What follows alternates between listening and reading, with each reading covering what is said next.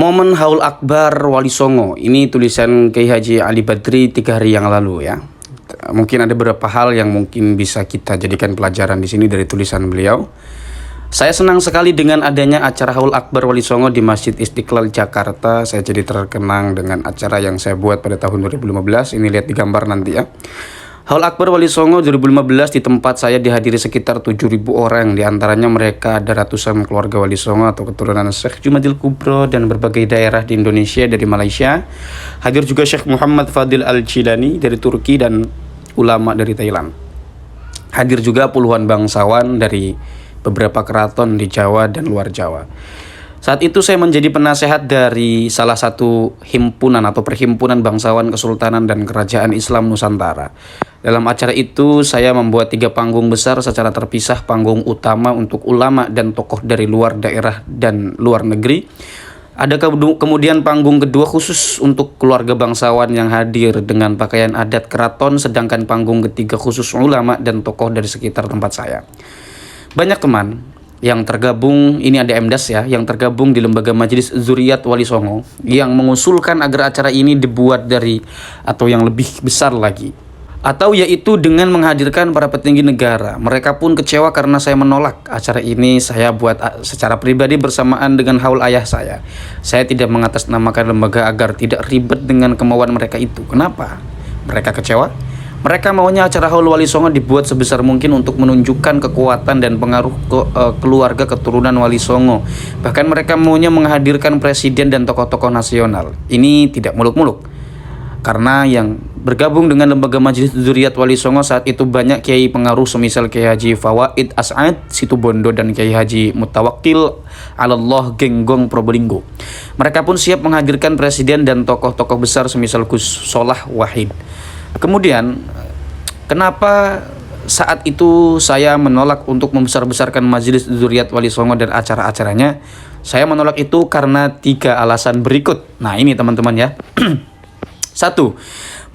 Majelis Dzurriyyat Wali Songo masih ada konflik dengan Rabithah Alawiyah dan sebagian habaib. Saya tidak mau konflik itu diketahui banyak orang. Saya mesti menjaga nama baik habaib walaupun jelas oknum mereka yang sangat salah atau oknum mereka yang salah. Saya berani melawan oknum habaib bukan berarti saya tidak sayang mereka. Berani bukan berarti tidak punya alasan atau tidak punya belas kasihan.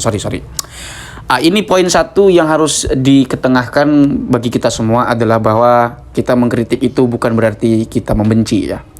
Bahwa ada mengkritik itu dengan tujuan menggunjing dan atas dasar kebencian, tetapi tidak bisa digeneralisir semua.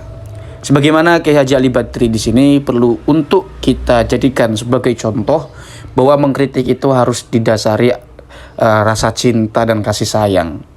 Kita tidak membahas personnya, tapi kita membahas nilai-nilai yang disampaikan oleh para oknum itu, bahwasanya nilai itu keliru dan bertentangan dengan nilai-nilai keislaman. Begitupun saya ketika mengkritik para habaib. Bukan berarti saya alim, bukan berarti saya ini sok bisa, bukan begitu. Cuman kan ketika ada oknum-oknum habaib menjelaskan sesuatu, saya komparasi dengan ajaran-ajaran Islam. Saya bawakan kaul-kaul ulama, Pak. Bahwasanya jika seandainya ungkapan habaib punten yang semisal semisal oknum habaib mengatakan ijrah itu dimaknai secara keturunan mutlak begitu, itu berbahaya. Kenapa? Karena ada pandangan-pandangan ulama ya, pandangan-pandangan ulama yang mengatakan bahwasanya yang dimaksud ijrah itu bukan semata-mata keturunannya yang sampai sekarang, hatta yang bodoh juga termasuk. Tidak seperti itu, bahwa hadis ats-tsaqalain itu, ini ketika saya membahas salah satu contoh sesuatu yang pernah saya bahas di publik ya ketika mengkritik Habib adalah as-sunnah. Saya ambil pendapat dari Ibnu Qudamah mengatakan bahwasanya mengapa ijrah dikatakan adalah sunnah, karena akhbaruhu ila sallallahu alaihi wasallam ya, la alamakila, kira-kira begitu. Bahwasanya keluarga Nabi Muhammad itu waktu itu ya, keturunan Nabi Muhammad itu lebih tahu, lebih paham tentang bagaimana kehidupan Nabi Muhammad. Pertanyaannya bagaimana kalau keturunan yang sampai sekarang itu tidak ngaji?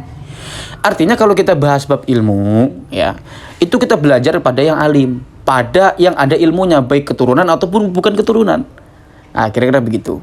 Kalau yang kita mau belajar ilmu itu belajar yang ada. Kalau kita ingin mengambil sesuatu itu ya mencari pada yang ada. Begitu kira-kira ya. Kemudian ini di poin kedua, saya khawatir keluarga keturunan Wali Songo tidak siap dengan kebesaran nama ya.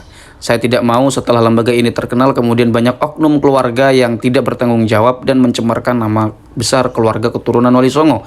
Karena saat itu banyak yang mengaku keturunan Wali Songo tapi nyeleneh. Ada yang mulai menyombongkan nasab, ada yang mengaku wali dan sebagainya. Ini juga poin penting ya. Bahwasanya ketika terlalu diagung-agungkan sebuah silsilah, sebuah keturunan, sebuah nasab atau apapun itu, mesti ada ruang-ruang untuk membuka para oknum melakukan aktivitas-aktivitas yang tidak etis. Itu ya, aktivitas-aktivitas yang tidak etis itu sama sekali yang disampaikan oleh Kiai Haji Ali Badri ini, yang mengaku inilah, mengaku itulah. Begitu ya. Jadi oknum itu sebetulnya bukan ada pada habaib. Mungkin oknum Gus, oknum apalah.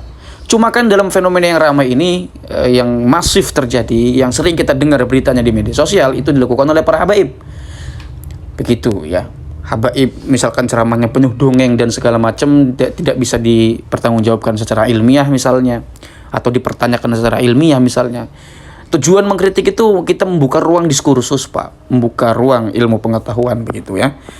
Kemudian poin ketiga, untuk klaim mewakili keluarga keturunan Wali Songo harus telah meneliti dan menerima nasab sebagai sebagian besar mereka dan mereka bergabung secara resmi. Sementara saat itu tim kami sangat terbatas sehingga masih sedikit sekali jumlah keluarga yang terdata. Hanya puluhan ribu saja dari jutaan keturunan Wali Songo. Walaupun saat itu lembaga ini adalah satu-satunya data dan pengurus serta anggotanya banyak kiai berpengaruh, namun tetap saja saya melihat bahwa lembaga ini belum bisa mewakili keturunan Wali Songo ya, artinya tidak bisa ini dijadikan lembaga tersebut sebagai representasi keturunan atau keluarga Wali Songo, karena banyak sebetulnya keluarga Wali Songo itu yang masyhur, yang mastur, yang tidak diketahui, yang tidak terdata, karena memang kultur orang kita itu ada yang memang kulturnya tidak peduli terhadap nasab, artinya tidak peduli itu ya cuek biasa saja lah begitu ya. Saya tegaskan lagi, tujuan saya mendirikan Majelis Zuriat Wali Songo yang saat itu menggunakan nama Azamat Khan adalah untuk silaturahim ya. Ini ada MDAS yang saat itu menggunakan nama Azamat Khan, berarti ada clue, ada tanda, berarti sekarang bukan Azamat Khan menurut Kiai Haji Ali Badri. Ya wallahu a'lam ya. Apa pentingnya atau apa urgensinya Kiai Haji Ali Badri mengatakan yang saat itu menggunakan nama Azamat Khan berarti sekarang bukan Azamat Khan, kan begitu mafhum mukhalafahnya. Tapi wallahu a'lam, kita tidak tahu ya. Adalah untuk silaturahim. Nah, ini juga pernah saya bacakan tulisan dari Kiai Haji Ali Badri ketika beliau berkonflik dengan salah seorang habib di Singosari Malang. Ya. Ini saya pikir saya sangat sepakat sekali dengan apa yang disampaikan oleh Kiai Haji Ali Badri. Pencatatan nasab itu adalah untuk menjaga tali silaturahim.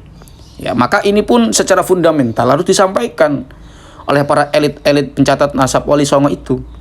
Bahwasanya pencatatan ini digunakan untuk menjaga tali silaturahim atau tali silaturahmi, bukan untuk dibangga-banggakan, bukan untuk disombong-sombongkan. Itu saya pikir bisa menutup kemungkinan ruang-ruang agar supaya oknum-oknum itu tidak belagu. Begitu ya. Khususnya para ulama dan tokoh keturunan Wali Songo yang saya anggap sangat penting untuk disatukan sebagai keluarga. Saya tidak berkehendak untuk membesar-besarkan lembaga ini, tapi mau berkhidmah pada agama dengan lembaga ini. Lembaga ini tidak harus terkenal, bahkan sebaiknya tidak terkenal. Yang penting manfaatnya nyata. Wah, ini sangat luar biasa. Saya sempat membuat cabang lembaga ini di 2 daerah. Namun setelah saya lihat banyak pengurus yang tidak sejalan dengan visi misi yang saya buat, maka keduanya saya vakumkan dan saya tidak mau membuat cabang lagi. Terus terang, saya memang posesif dan idealis. Saya pendiri lembaga ini, maka saya bertanggung jawab agar lembaga ini tidak melenceng dari visi misi dari visi dan misi didirikannya. Bagi saya lebih baik lembaga ini yang bubar daripada jalan tapi keluar dari visi misi. Kalau hanya mau besar-besaran, niscaya lembaga ini sudah membuka cabang di mana-mana dan eksis sampai sekarang. patut diapresiasi dari beliau Kiai Haji Ali Badri ini teman-teman. Barangkali ini juga bisa memberikan gambaran bagi orang yang belum mengenal saya bahwa saya adalah orang yang berpegang teguh pada prinsip. Saya tidak pernah takut pada siapapun untuk bersikap tegas. Ketika saya berpendapat dengan si A, bukan berarti saya ikut-ikutan karena takut padanya atau supaya disukai olehnya. Tidak. Semua sikap yang saya ambil terkait apapun itu berdasarkan apa yang saya anggap terbaik. Saya membela siapapun bukan karena dia keluarga, teman, ipar, dan sebagainya. Demikian juga saya mengkritik siapapun bukan karena saya tidak menyukainya. Jadi tidak benar kalau saya dianggap mencari muka di hadapan kedua belah pihak yang berkonflik untuk mencari aman. Saya melihat bahwa dari kedua belah pihak ada benar dan salahnya. Maka saya bela yang benar dari keduanya dan saya kritik yang salah dari keduanya juga. Dan jelaslah bagi orang-orang yang membela karena nafsu bahwa ia akan merendahkan saya karena saya tidak menghabisi lawannya sebagaimana yang ia mau. Ini perlu diapresiasi sekali lagi dari tulisan beliau Kiai Haji Ali Badri, mudah-mudahan menjadi contoh bagi kita semua ketika mengkritik atau apapun itu ya. Jadi kita mengkritik itu di atas dasari rasa sayang kita kepada Islam, rasa sayang kita terhadap objek kajian yang dibahas, dan rasa sayang kita kepada person yang kita kritik itu. Juga rasa sayang kita kepada masyarakat, kepada teman, saudara, umat semuanya. Jadi harus secara objektif begitu ya. Jangan saling membenci, jangan sampai membenci. Dan mengkritik itu harus hati-hati, jangan-jangan kita terbawa nafsu, jangan-jangan kita terbawa kebencian. Itu teman-teman ya. Dan jelaslah bagi orang yang membela Maaf, jangan libatkan saya dengan tujuan nafsu Anda. Ini menarik ya. Maaf, jangan libatkan saya dengan tujuan nafsu Anda. Semua yang saya sampaikan adalah ilmu, fakta, dan sejarah. Kalau ada yang Anda rasa pahit, maka telan saja dan jadikan ia sebagai obat takabur. Kalau tidak setuju, maka buatlah sanggahan. Kalau tidak suka, maka cukuplah. Atau maka cukup pura-pura tidak tahu saja. Ini gambarnya teman-teman. Nah, ini gambarnya bisa teman-teman lihat sendiri ya. Nah, ini dari beliau ya. Gambar dokumentasi acara Haul Wali Songo tahun 2015 yang beliau didirikan ya ketika itu. Oke, barangkali itu saja teman-teman. Jangan saling membenci. Kita harus menjaga tali silaturahmi di antara kita sesama saudara. Hadanallahu wa iyyakum ajma'in. Mudah-mudahan ada manfaatnya walaupun satu huruf. Dan apabila banyak kekurangan, saya mohon maaf dari apa yang saya sampaikan. Hadanallahu wa iyyakum ajma'in saya sampaikan. Wassalamualaikum warahmatullahi wabarakatuh.